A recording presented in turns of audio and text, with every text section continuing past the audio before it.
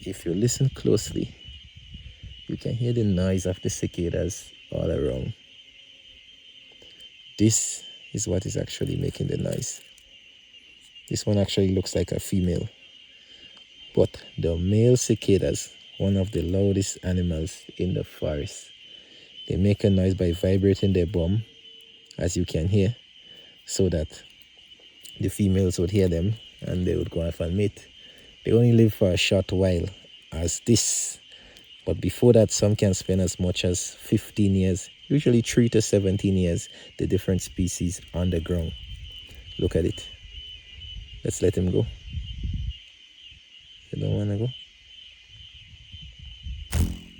go?